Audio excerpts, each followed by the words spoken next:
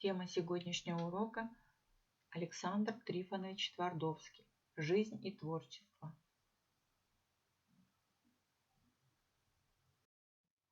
Детство писателя. Александр Трифонович Твардовский родился 8 июня 1910 года на хуторе Загорье Смоленской области в семье деревенского кузнеца Трифона Гордеевича Твардовского. Мать же Твардовского, Мария Митрофановна, действительно происходила из однодворцев. Трифон Гордеевич был человеком начитанным, и по вечерам в их доме часто читали вслух Пушкина, Гоголя, Лермонтова, Некрасова. Стихи Александр начал сочинять рано, еще будучи неграмотным и не будучи в состоянии их записать. В 14 лет Твардовский стал писать маленькие заметки в смоленские газеты, а затем, собрав несколько стихотворений, принес их Михаилу Исаковскому, работавшему в редакции газеты «Рабочий путь». Исаковский встретил поэта приветливо, став другом и наставником молодого Твардовского. В 1931 была опубликована его первая поэма «Путь к социализму». Предвоенное творчество. Именно этим годам я обязан своим поэтическим рождением, сказал впоследствии Твардовский. В это время он поступил в педагогический институт, но с 3-го курса ушел и доучивался уже в Московском институте истории, философии и литературы МИФЛИ, куда поступил осенью 1936 года. Произведения Твардовского печатались в 1931-1933 годах, но сам он считал, что только с поэмы о коллективизации «Страна Муравия» он начался как литератор. Поэма имела успех у читателей и критики. Выход этой книги изменил жизнь поэта. Он переехал в Москву. В 1939 окончил МИФЛИ, выпустил книгу стихов «Сельская хроника». Военные тропы.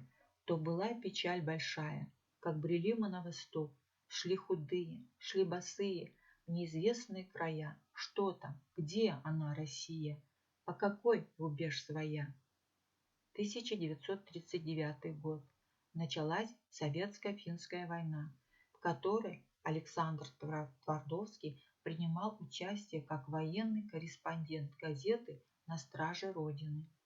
В газете велся коллективный еженедельник фельетонов со стихами, картинками. Так родился литературный герой, поэт Вася Теркин. 1941-1945 годы. Поэма Василий Теркин, книга про бойца без начала и конца, самое известное произведение Твардовского. Поэма стала одним из атрибутов фронтовой жизни, в результате чего Твардовский сделался культовым автором военного поколения. Помимо прочего, Василий Теркин выделяется среди других произведений того времени полным отсутствием идеологической пропаганды, упоминаний о Сталине и партии. Послевоенная лирика Твардовского. Война закончилась, но тем не менее военная лирика Твардовского нашла свое продолжение и в послевоенное время. В стихотворении «Я знаю, никакой моей вины» вновь затрагивает тему вины перед теми, кто не вернулся с поля боя, но с еще большим драматизмом. «Я убит под Оржевом» – стихотворение, написанное от первого лица. Это самое яркое стихотворение, настоящий шедевр творчества поэта. Необычная форма произведения – монолог погибшего солдата. В его словах чувствуется трагедия, стремление жить и увидеть мирное время. Я, где корни слепые, ищут корма во тьме. Я, где облачком пыли ходит рощь на холме. Журнал «Новый мир», 1950-1954, 1958-1970 годы. главный редактор журнала «Новый мир». Своей организационно-редакторской деятельностью, примером собственного творчества, Твардовский достойно продолжал лучшие традиции русской советской литературы.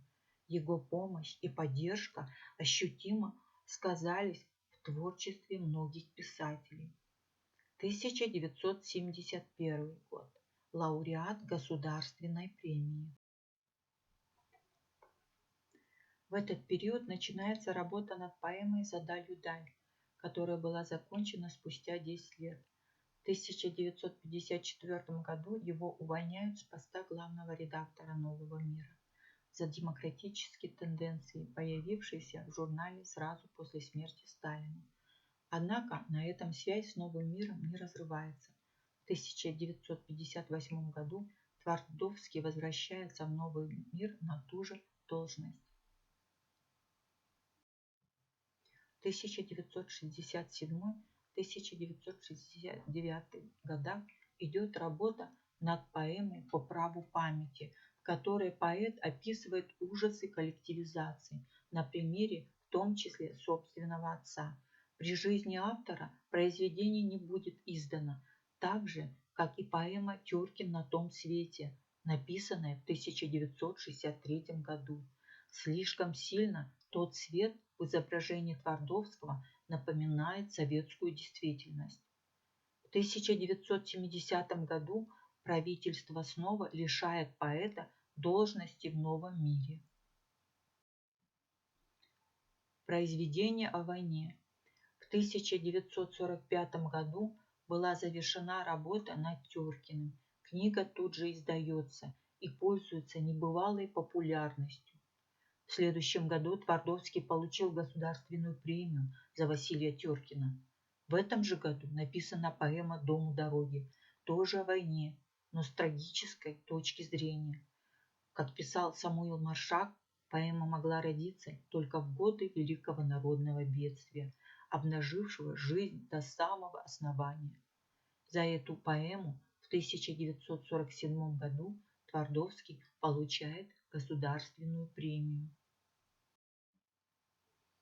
Поэма «За далью даль».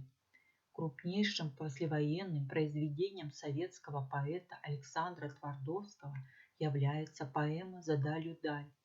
Эпический замысел поэта был продиктован необходимостью осмыслить итоги Великой Отечественной войны.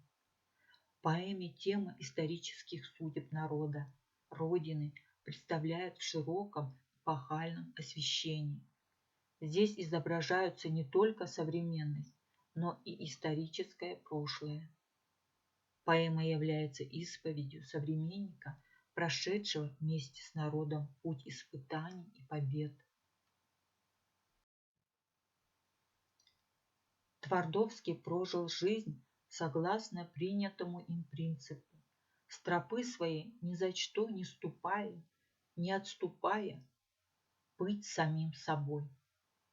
Вскоре после разгрома его журнала Твардовский заболел раком легких. Умер писатель 18 декабря 1971 года в дачном поселке Красная Пахра Московской области. Похоронен в Москве на Новодевичьем кладбище. В Смоленске, Воронеже, Новосибирске и Москве его именем названы улицы. Спасибо за внимание.